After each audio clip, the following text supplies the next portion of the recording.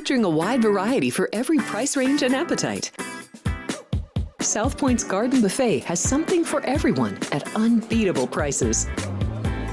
Or, if hunger strikes in the middle of the night, join us at Coronado Cafe. The American menu offers breakfast, lunch, or dinner 24 hours a day, plus a Chinese kitchen for authentic Chinese dishes from 11 a.m. to 11 p.m.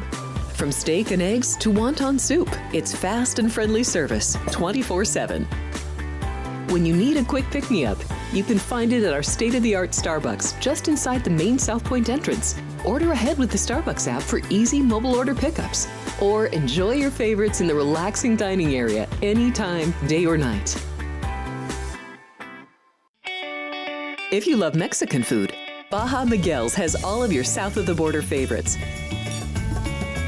There are dozens of classics to choose from, like fajitas, ceviche, chimichangas, tacos, and more. And for spirit lovers, Baja's colorful non-smoking tequila bar is right outside.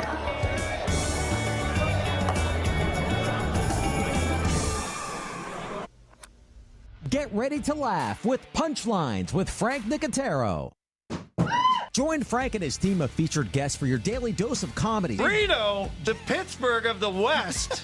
Poison. Yeah. Poison. Sports. F for Falcons, Alex. We were talking Derek Carr for MVP after 2 games. Who's we? Okay, me. You. I was. And the funniest social media posts. People want to show off their food. Boom. Wiener on a guy's shoulder. It's the Dark Colts. We bleed blue. It's your one-stop spot for great laughs and a good time. Find us on YouTube at Punchlines FN. And join the chat live weekdays at noon Pacific for the ultimate blend of jokes, sports, and viral fun.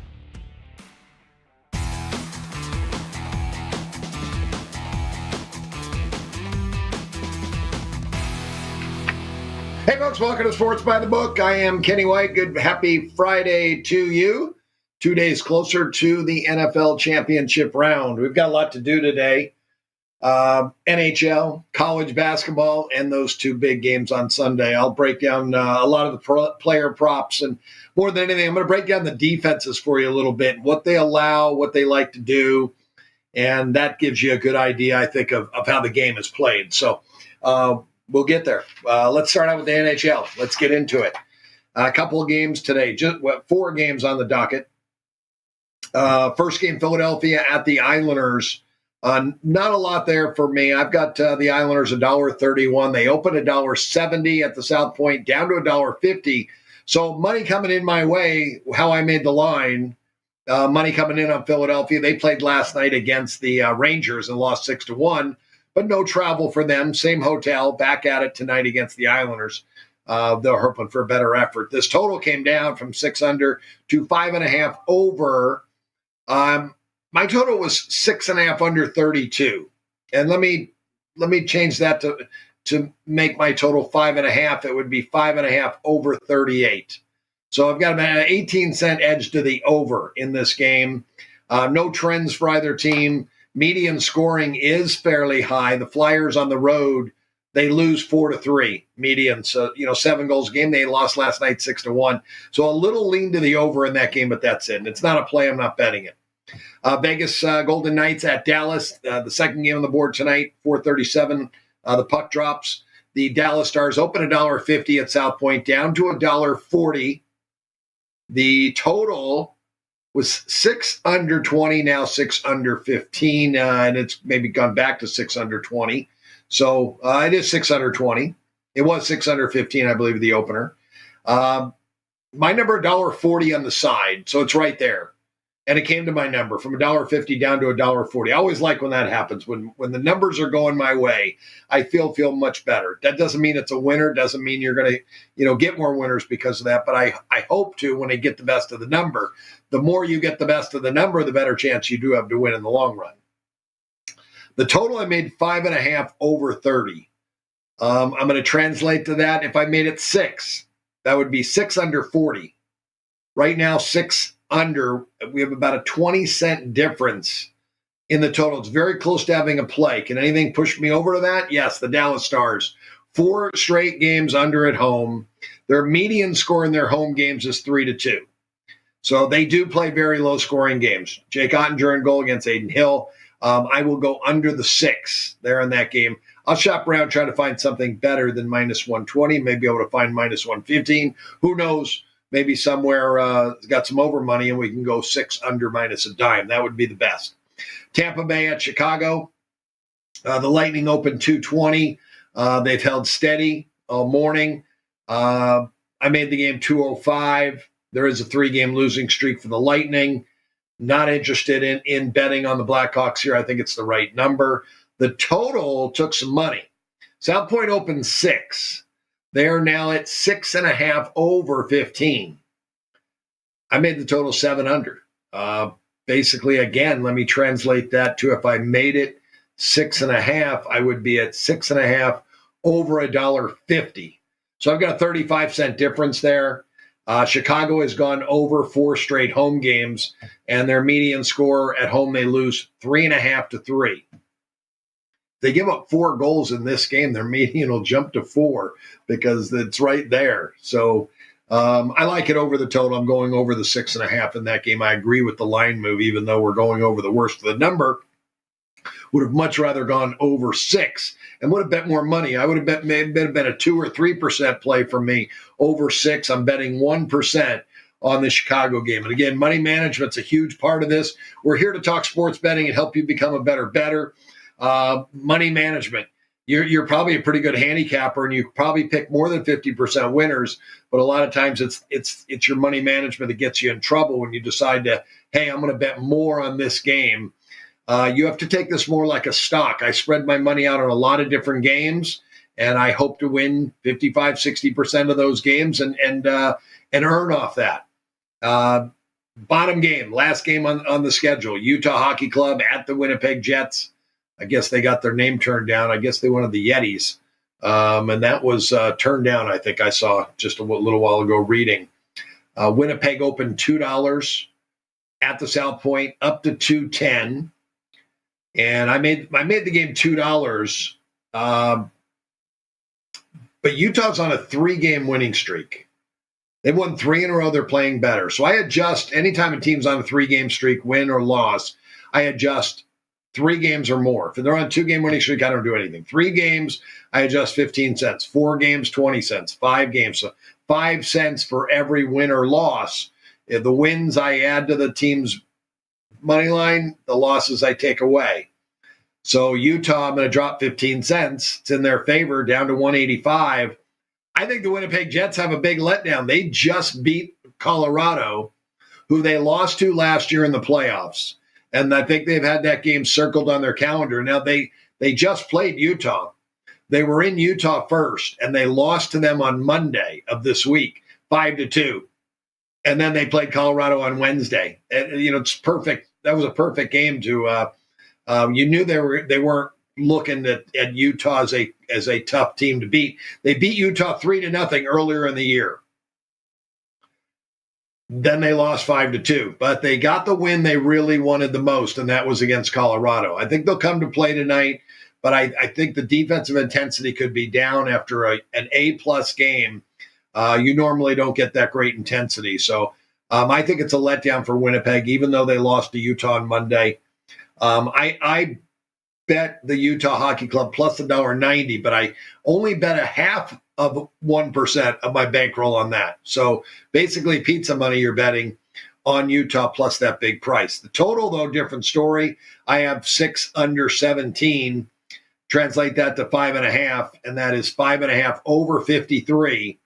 Right now at the South Point, 5.5 over 20. So I've got minus 53, a 33-cent difference on this over. So a couple plays for you there in hockey. Golden Knights, Dallas under 6. Blackhawks over 6.5, Winnipeg over 5.5, and then a half a unit, half of 1% on the Utah Hockey Club plus that big price. So really comes out if they win, I'm going to win a full 1% on that game. All right, to the college basketball. Toledo, Bowling Green. These two split last year. Toledo, I made 1.5, 152. This line right now, 159.5 at the South Point, side 2.5 right there. That's pretty much what the market is everywhere. So I have a 7.5 point difference of the under. But when I look to the right of my sheets, everything's in blue. Both of these teams like to run, and neither team plays defense. And Toledo's got a pretty good offensive club. They average 76 a game. This is a game that I really don't want to go under in. These are rivals, but this is a game that I know is going to be up tempo. I know there's going to be a lot of baskets scored because there's bad defenses. Even though Bowling Green's offense is horrendous, Toledo's is pretty good. I mean, that's probably the advantage in the game. But Toledo's defense is so bad, Bowling Green's going to score. This will be a defense Bowling Green can score against. So I passed going under in that game. The next one, Wisconsin-Milwaukee, I have 5.5. This line opened up 2.5, was bet up to 3.5, now just 1. I like Wisconsin-Milwaukee. They did win the conference tournament last year against Northern Kentucky. They went 2-1. Both teams won on their home floor. Milwaukee won in the conference tournament. So, there's a little revenge there, but I don't give home teams revenge. I'm already giving them a home court advantage. They'll be ready, but I think Milwaukee is the far better team. I've got them 9 points better, the Milwaukee team. So I'll lay the 1 on Milwaukee here. Villanova plays Marquette. We had a nice win on our dog of the day the other day with Georgetown over Villanova because Villanova was looking ahead to this game. They lost all 3 battles to Marquette last year. This is a game they've had circled on their calendar, and that's a good reason why they lost to Georgetown. They were looking ahead to the Marquette squad. I adjusted this from -9 down to -6. The current number is 9.5. I'm taking the 9.5 of Villanova here in this game. My total 142. It's right there. The total 142 at the South Point. Another revenge game. Kent State plays Ohio. Kent State lost both games last year. I've adjusted this from Ohio 1.5 to Kent State 1, and that's who the favorite is right now. South Point has -1. A little bit of more money at the 1 because their money line is at -115. South Point's looking for some Ohio U money. I think the number is just right, and they should get some two-way action at this. They'll get some money back on Ohio. They're a good basketball team, rivalry. I made the total 145. That's exactly where it's at. Let's pass. St. Joe's at Dayton. Big game in the Atlantic 10. The Dayton squad, these two teams are pretty equal. They only played once last year in St. Joe's, and Dayton won the game. So that's a home revenge for St. Joe's. I adjusted my 4.5 down to 2. That number right now at 6.5. You can get St. Joe's plus 6.5. I like it. My total, I made 152.5. It's 144. And when I look to the right of my sheet, I don't see a lot of blue. I see blue for Dayton's offense, and I see red for St. Joe's defense. So that also tells me one thing. We're taking the team with the better defense plus points with home revenge from last year. I like that side so much better now that I'm just going to pass the total. I don't want to lose money on the total when I feel like I have a very good bet on St. Joe's. So there you go. That's who we got today. That one being played in Dayton, Ohio. Michigan and Purdue. Now, I didn't get a chance. I'm going to take a quick look and try to get through these. I've been working on the prop bets for the two conference championship games all morning and didn't have a chance to go back to the college basketball, time consuming. So Michigan is at Purdue. They had such a bad year last year. I got to imagine they lost every game to them. Big turnaround with Dusty May at head coach, 14-4 straight up, 6-1 in the conference. And they probably got run out of the gym. At home, they lost by 8. On the road, they lost by 32. So 0-2 in barbecue for Michigan. So I'm going to have to adjust that 2 points. I've got 4.5 on Purdue. I'm going to move it down to 2. There were 4.5s in the market. So somebody else agrees with me betting Michigan plus the 4.5. That's what I like. It's down to 4 right now at the South Point, so it would be a pass for me. But if I can find 4.5, I'm taking the Wolverines. St. Bonnie at VCU. I made this game 15 and 132. No need to even look at the revenge factor for me because if St. Bonnie has revenge, which they probably do, I'm making it 12.5.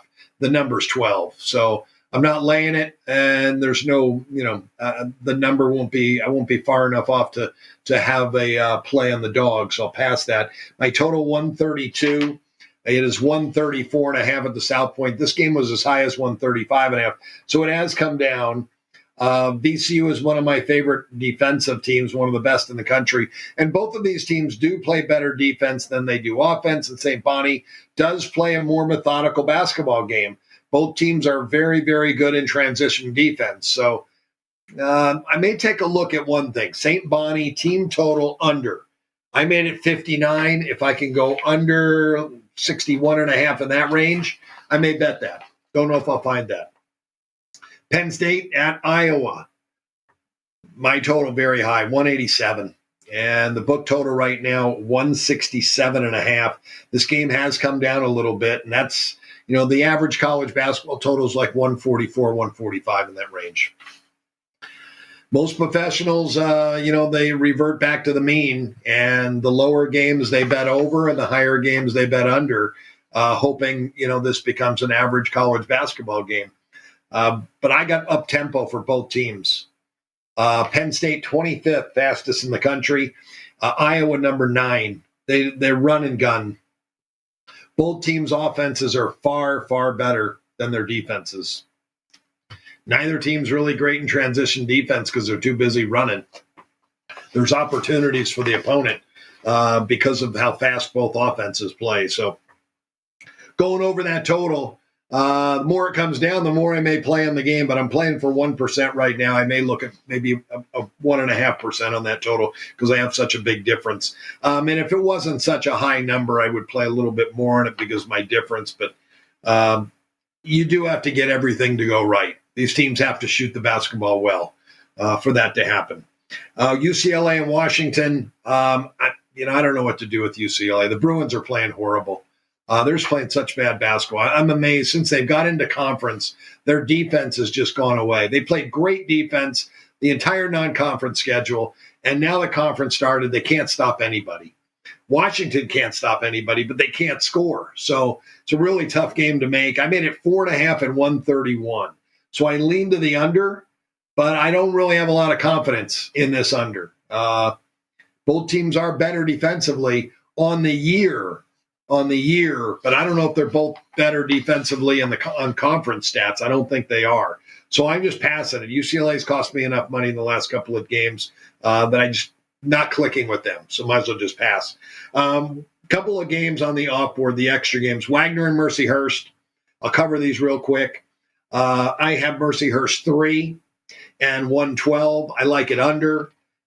Very slow. Both these teams play methodical. Both are horrible offensive teams, and Wagner much, much better on the defensive end. They're a very good defensive team for the Northeast East Conference. So I'm under the 120 in that game, and I think it moved down. It went down to 119. I think you can still find a 120 out there. Chicago State and Stonehill. I made the game 8 and 128.5. Again, Stonehill plays slow. Very poor defenses on both ends. Chicago State's been playing a little better defense with their new coach this year. That's one thing that I've seen improvement out of them. Because of the difference, I'm playing it under. These teams struggle to put points on the board. Chicago State, 60 points per game they score. Stonehill, 68. And that, if that happens, we got a winner. So like for that to happen. The next one, Lemoyne and Central Connecticut. Probably no home revenge here. I'm going to look real quick because I think Lemoyne is brand new this year. I can't remember if they came in last year or this year. Wanted to make sure they didn't play this year already, and they have not. Central Connecticut is 12 and 6 and 3 and 2 in the conference. Lemoyne 7 and 13. They are 2 and 3 in the conference. They're coming off. They've won 2 of their last 3 games. They beat Mercyhurst and Stonehill both at home. They lost at Chicago State, one of the worst teams in the country. They lost to by 16. That's incredible. Incredible, really is to see that. Lemoyne was in the league last year. They were 15 and 7. They beat Central Connecticut State both times they played. Oh my Lord. Oh my Lord. 0 and 2. Revenge factor for Central Connecticut. So in this game, I went to look to see this, but Central Connecticut, I have 11 in the game. And it opened 6.5, at Circa was bet down to 5.5. Right now, -6 at the South Point. I got the better basketball team by 13 points, and they lost both games last year. They're the better team. I love it. You really can't give any home advantage in this game. The total I have lower at 125, but I have such a good play on the side. If I can't make a great case for the total, which Lemoyne runs, they play fast, and they play no defense. That doesn't help my under very much when I got a good team like Central Connecticut. I'd hate it for Central Connecticut to put up a big number in this game. I've got them scoring 68, but if they put up 75, I'm in danger of losing the total at that point. So I'm just betting the side. Central Connecticut, they're the Blue Devils. So we're betting a good nickname, team that usually covers spreads. Long Island at St. Francis, not much there. I made Long Island 3. It's 1.5 right now. Now, I did make the total 140, and it is just 129.5. But when I look to the right of my sheet, it's all in red. Rod Strickland's Long Island team is playing very slow. They play their offense is just horrendous. It doesn't exist, but they are a very good defensive team. So just those couple factors keeps me off that total. So Central Connecticut State, couple sides for you. I do like Michigan plus the points and Villanova plus the points today, and give you a couple totals there. So trends: Kent State 7-0 on the road this year. Wagner 7-0 on the road this year. That's one game I gave you under in that Wagner game. Central Connecticut is 8-2 to the under in their road games.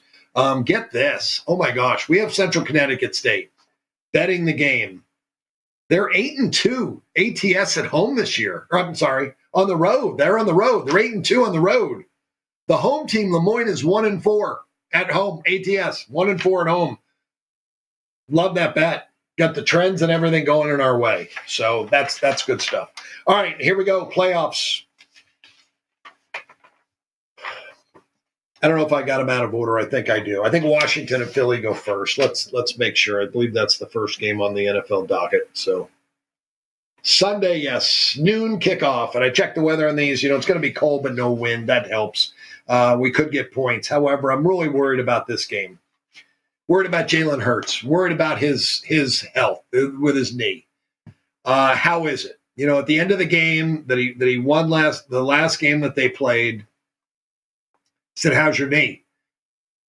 How's your knee going to affect you?" He said, "I finished the game, didn't I?" That was his answer. That's because he didn't have to do anything. He really didn't throw. They didn't want to throw the ball with him, and all they did was hand off. He really didn't run anything at the end of the game. They were in danger of losing the game to the Rams because he couldn't do anything. I'm betting all of his props under, because if he can't run, he's going to be in trouble, and I don't think he's going to be effective passing the ball. At one point, they may have to go to Kenny Pickett and then Tanner McKee. One or the other. Doesn't matter to me. It's a 4-point drop-off. I'm betting the Commanders in the first place anyway. Looking to take 6.5. Haven't bet it yet. I'm looking to take 6.5. I do see a 6.5 right now at Westgate. South Point at 6. Total 47.5. My number is 4 in the game. A lot of people are making an issue that the Commanders have played 4 straight road games. 1, the starters didn't play against Dallas. 2, they're taking a bus from Washington to Philadelphia in this game. And you know what? You're playing for the Super Bowl. You can use that as an excuse. I don't think these guys have been in ice baths all week. They're going to be fresh. They're going to be flying around. This is a team they know very well. The familiarity with playing for the third time this year, that trend leans to the underdog. It leans to the under. My total is much higher. I made it 51. It's 47.5. Thank goodness it's only about a 3.5 point difference when we saw passing, not betting the total under. I think it can be more of a conservative game from the Philadelphia standpoint. Obviously, Saquon Barkley, 26 carries, 205 yards against the Rams. And then the week before that, 25 carries for 119 yards. His rushing prop is at 125.5. Philadelphia is going to rely on that offensive line, and they're going to run between the tackles with Saquon. They'll probably throw him the ball a little bit. 4 for 27 last game, 2 for 4 the week before that, but they needed to throw a little bit more to him against the Rams. The Rams defense did a nice job against A.J. Brown and Devonta Smith. Those two combined for just 6 for 35 yards against the Rams. Dallas Goedert did a little more of the damage, 4 for 56. He was also very good in their first game. So I'm going under all Jalen Hurts props because I could get a win if this game is tight and low scoring and Philadelphia stays conservative, or if he leaves the game at any time. He leaves the game at any time, I win every bet. So I'm under 16.5 completions, under 24.5 pass attempts. The last game, the game against Green Bay, he was 13 for 21 for 131. I win all those bets. I would have lost. I'm not going to bet that he throws an interception, though, because he may not be on the field long enough. So I won't make that bet. Against Green Bay, 13 for 21. Against the Rams, 15 for 20. I still collect both of those wagers. He threw for just 128 yards. I win that wager, So for me, it looks good. A lot of pressure from the Rams. He got sacked 7 times. He got beat up pretty good in that game. That was the most he'd ever been sacked in a playoff game. He has now played 7 games in the postseason, and he has played in the Super Bowl.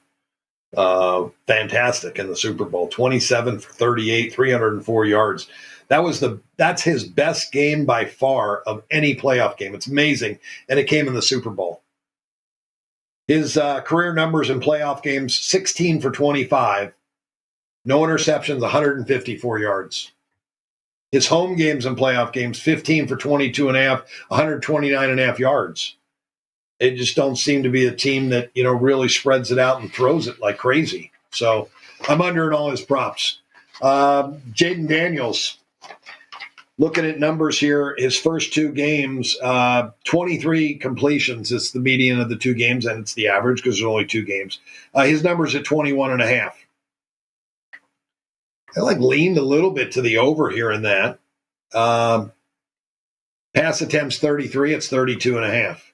Yardage, 31 yards difference, 15, so 283, and it's 223.5.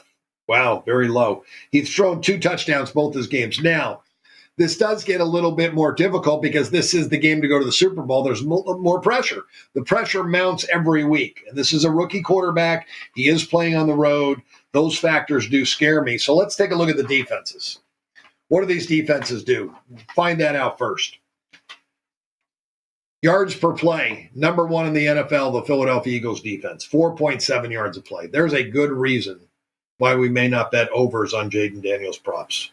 The Commanders, 16th in the NFL, 5.4 yards a play. Rushing yards, this is where Washington really struggles. They're 30th in the NFL, 28th in yards per rush, 4.8 yards a rush, where the Eagles are 10th in yards allowed on the ground and 10th in yards per rush at 4.3. Washington needs to step up that run defense. I didn't go back and look to see what they did in their last 2 games. Tampa doesn't run it much. Detroit does. But turnovers really hurt Detroit that day. And I'm not sure if Detroit playing behind, stop them from really running the football. Let's take a look and see what those stats were, Detroit, what they did. Gibbs had a big game. Gibbs was 14 for 105. Jamison Williams ran off a 61-yard run. David Montgomery, 7 for 28. Are they going to be able to stop Saquon? Maybe not. I mean, they are going to have to they're going to have to dare Hurts to pass. They're going to have to do that. Looking at their defensive numbers. Passing yards allowed. Philadelphia, number 1 in the NFL. Washington, number 3. Yards per pass. Philadelphia, number 1, 5.3. Washington, number 11, 6.0. That's because they don't give up a lot of yards. They're 3rd, but 11th in pass yards because teams are having success running against them, so they don't throw as much as they probably should. It's another good reason why Jalen Hurts' number could go under if he plays the entire game. His his pass attempt number, which would lead to his completion number going under as well, because you don't have as many passes. If he throws it 20 times, it's going to be hard to complete 17. He could do it, but it's extremely tough to do. Pressure. The Washington Commanders are about an average team in pressuring the quarterback. They are fifth most in blitzes. They do love to blitz. 31% of the time. And every third play, Washington is blitzing. But they don't get great pressure. They're 12th in sacks, 43. On the other side, Philadelphia blitzes just 19% of the time, 1 out of every 5 plays. But they still had 41 sacks. They blitz far less than Washington does, but their sacks come up close and their pressures come up close. Pressure-wise, Washington's 12th best in the NFL in pressuring the quarterback. Philadelphia's 15th. So, Philadelphia's defense, the numbers bear it out that they're very, very good. Washington's going to have to stop the run to stay in this game. Now, my Tom Brady factor is a part of this game. That when I watched Washington play Detroit, and I hate it when I remember what I saw last, but what I saw last is Washington torching Detroit's defense, and Tom Brady kept saying, you can't stop this offense, and here's why. When this defensive player's here, this defensive player's there, when this defensive player's here, when the defense does this, Washington does this, and it works. When the defense does this, this, and that, Washington does this, and it works. And they can read it. And Cliff Kingsbury's calling great plays, and Jaden Daniels is giving great reads. So, rushing may be tough to come by. Well, they're 10th in the league in rushing. Passing is tough to come by. Jaden Daniels' numbers in the first 2 games were much better, but maybe played 2 weaker pass defenses. So I'll pass on betting that under. I'm going in on this with the Commanders plus 6.5 if I find it, which I think I will. I'm going under with Jalen Hurts. Props under, even his rushing yards, 31.5. He got the knee injury and they want to turn him into a pocket passer. That's fine. I may lose those other bets, but I should win the rushing bet then that he won't take off a lot. He was 7 for 70 yards against the Rams, 6 for 36 against Green Bay. So, he's supposed to be a lot higher than that number. And there's a reason why it's lower, because there's a chance of injury. Rushing stats, again, Barkley at 125.5. I just can't go over that type of number. Just such a big number. Kenneth Gainwell's at 8.5. He had 10 yards on 1 carry against the Rams, 14 yards on 3 carries against Green Bay. I know you were saying Green Bay. I just didn't hear you. Kenneth Gainwell's going to get a couple opportunities here. They can't give it to Barkley 30 times. He needs a little rest. They're going to throw it to him 4 times. He's going to get 30-some touches. Gainwell will relieve him and come in. And with Washington struggling against the run a little bit, maybe Gainwell goes over that 8.5. That's one bet I do like. Kenneth Gainwell over 8.5. He's a good running back. He's got good speed. He's strong, too. On the flip side, Jaden Daniels, his rushing numbers at 54.5. He had 51 in the last game against Detroit. He had 36 against Tampa. So both those games went under this number, but I would not bet him under, because if the pass defense is that good, he's going to take off and run. It's one thing with Hurts. Washington's going to blitz him like crazy. So if he's not, if he gets hit enough, he may not play this entire game. Austin Eckler is at 18.5 rushing yards. I know Philly is pretty good stopping the run, but they are number 10. They're not great. Their pass defense is their strength of this team. Austin Eckler's a big-time performer. I feel like he's a guy that steps up when the game means the most. He had 47 rushing yards last week and 27 the week before that. His number's at 18.5. Give me him over. Brian Robinson's number is at 37.5. He had 77 last week against the Rams, just 16 against Tampa. Shocking. But Tampa's run defense is far better. Their pass defense is lacking. So that's understandable. If Philadelphia's going to give up yards, it's going to be on the ground. I'm going to go over 37.5 with Brian Robinson as well. So there's 2 plays. I'll leave Jaden Daniels alone at his 54.5. Receiving yards, I think the numbers are about right. Terry McLaurin, 63.5. Zach Ertz, 33.5. Damani Brown at 42, maybe the guy. Damani Brown has caught 6 for 98 last week and 5 for 89 the week before that. But Philly's pass defense is so good that it's a little iffy on those props. Now, Philadelphia's receivers, if Jalen Hurts doesn't play and Kenny Pickett comes in, they're still going to run the football. They're going to try to use Saquon Barkley as much as they possibly can to control this game on the ground. A.J. Brown has caught 3 passes for 24 yards the first 2 playoff games, and he's at 60.5. I'm going under with a quarterback with a bad knee, and they haven't thrown to A.J. Brown a whole lot. So passes weren't great. You're gonna focus. If you're the Commanders, you're going to focus on A.J. Brown. Their pass defense has been good too. Number 3 in the league in passing yards allowed, number 11 in yards per play. So the Washington pass defense is the strength of their defense.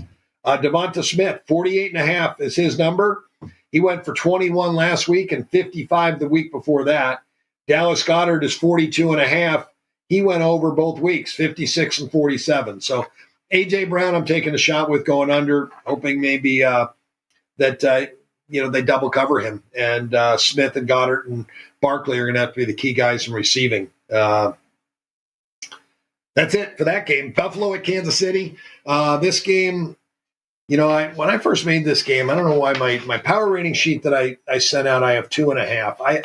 I probably gave the same amount of home field that I gave during the regular season on my power rating sheet. And I do like to take 20% off favorites. So, I think Kansas City's 1 point better. And I give 3.5 for their home field in this situation, in the playoffs. This place is crazy. You can see it really helped against Houston late in the game. They are so loud. And they lost to the Bills this year. It was the first loss of the season for their undefeated season. They lose to Buffalo. They're going to remember that game. They're going to have focus. Doesn't matter how many times they've beaten them in the playoffs. Doesn't matter that Patrick Mahomes is 11-1 in his last 10 home games in the playoffs. I like those numbers, though, if I'm betting Patrick Mahomes. So he's going to be focused. I have no doubt about that. I think you're going to get Kansas City's best effort here. You're going to get Buffalo's best effort. Both will play their A game. That should help this game go over the total. I made this game 2.5, and I'm sorry, I should say that. I made it 3.5, and I'm not taking the 20% off. I because of the factors for Kansas City and Andy Reid and Patrick Mahomes, the pressure is on Josh Allen to win this game. He's going to have a ton of pressure.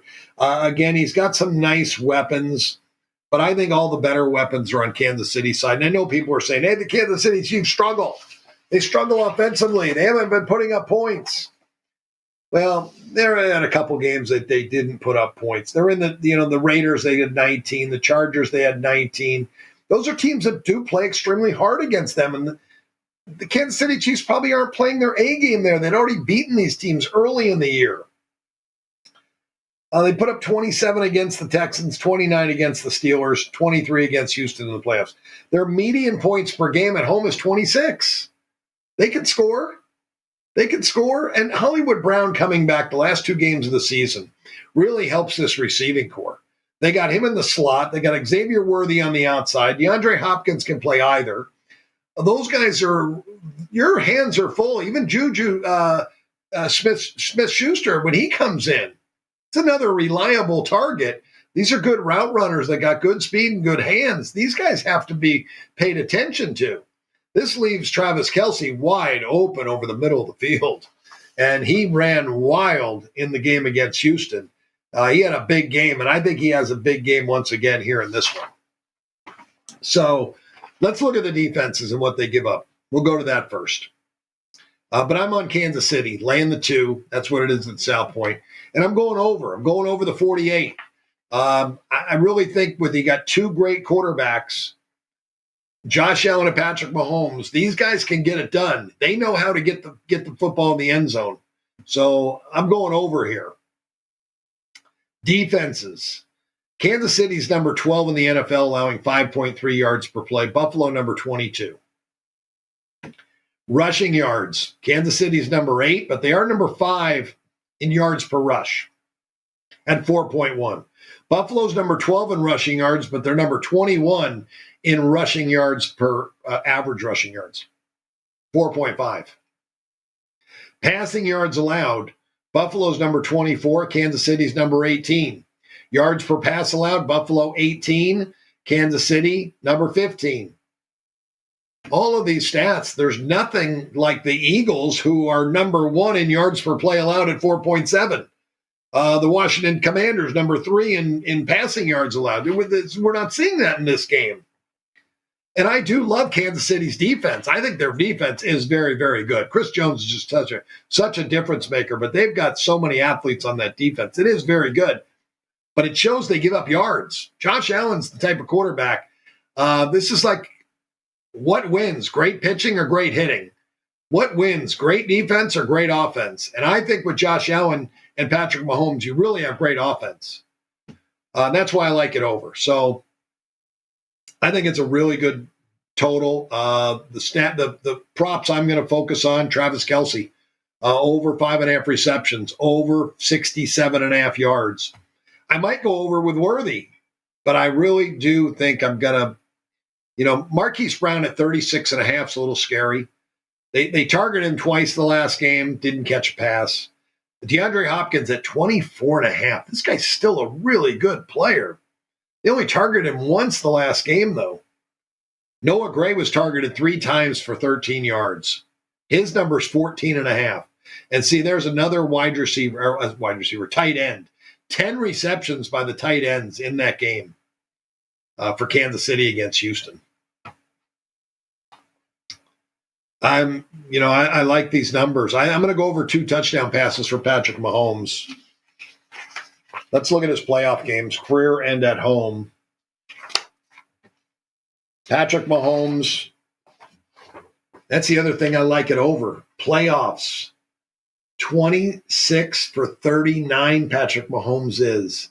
They know they have to throw the ball, 278 yards. He's at 249.5. I'm going over these numbers. I'm going over.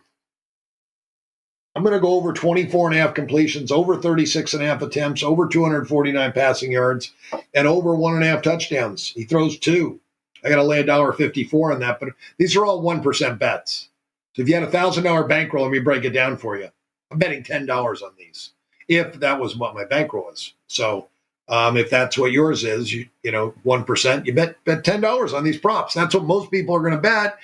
They're sitting in the book. They're making $10 parlays. But you need to know that if you weren't living in Vegas and you had to fly if you're going to fly to Rio de Janeiro and they got sports books there, how much cash can you take with you? That's basically your bankroll. And then you're betting 1% of that bankroll on these props. If Patrick Mahomes beats me on all 3 props, it's not going to be the end of my day. I don't care. I move on. It's not going to be a huge beat, but it's more of a stock investment for me. Looking at his numbers again, career playoffs, 26 for 39. He's going to have to throw it in this game. Josh Allen's going to score. He's going to put points on the board, and Mahomes is going to throw it. At home, they're identical, 26 for 39, 275 yards, 2 touchdowns. The rushing yards get a little tricky. I feel like this guy's a much better runner than what his numbers say. Playoffs, 5 for 19. He's at 24.5, so I guess it's right there. But I'm not going to go under that. Let's look at Josh Allen. Josh Allen career playoffs, 23.5 for 37. He's at 20.5 for 31.5. I think he's going to have to throw it. I know they got James Cook. He had 67 yards the last game. But I think they're going to throw the football in this game. 268 yards. His number's 230.5. Just told you the pass defense for this would be if the Kansas City Chiefs' weakness is their pass defense. Rushing in the playoffs, 8 for 60 for Allen. His number's at 42.5. I think he goes over. I'm going to bet that over 47.5. James Cook, I'll leave the same. Ray Davis had 29 yards last week. Good running back. He's a good change of pace, I think, for Cook. Not sure if I'm going to bet it or not. I'll do a little bit more work on Ray Davis and see kind of what they used him on the year. But they gave him the ball 4 times last week. That was in a win. This game they could be trailing, and Ray Davis only sees the field a little bit, doesn't play a lot. So Mahomes' passing yards is there. Pacheco at 32.5. He was 5 for 18 last week. Kareem Hunt, 35.5. He was 8 for 44. He's kind of showed the better wheels of both guys in the last couple of games. You know, Pacheco came back late in the season. He's not in midseason form, or maybe Kareem Hunt is. So Hunt got more action last week. It's hard when you got the 2-back offense. Xavier Worthy's at 4.5. They tried him once versus Houston. He lost 8 yards. I didn't go back and look at him and how many times they did try him on the wide receiver sweep or the jet sweep. Not sure how many times they used him this year. I'll go back and look at that. Again, Travis Kelce over receiving yards and receptions. Everything else looks pretty good. I think Worthy's numbers right on at 49.5. The Bills, Khalil Shakir is their number one guy at 57.5. He did go for 67 yards last week in a game that they ran a little bit more. You know, Cook and Davis and Allen combined for 31 rushes. I don't think you get that in this game. I think they're going to have to throw the ball more. I may go over with Shakur. I may go over with Dalton Kincaid at 32.5. I like him. I like the tight ends. Amari Cooper at 17.5, Amari Cooper. So another guy I may take a look at over. I think that they're going to throw the football. I like it over. It's going to be cold, but no wind. That helps. So these two guys can score. There you go. Hope I helped you out. It's 9:44. Let's get out of here. Thanks for Sean, my producer today, and Ann, all the staff, Vince and Andrew. You guys are amazing. Ryan, everybody. Special to my, Alex White, my daughter. We are on Monday through Friday, 9 a.m. So I'll be back Monday with her, with you. Today you got Punchlines at noon. Always remember Ralph Sirocco and Gone Racing. That'll be back here shortly with the NASCAR circuit coming back up. So a lot of great shows at the South Point Football Frenzy today, 3:00, I believe it is.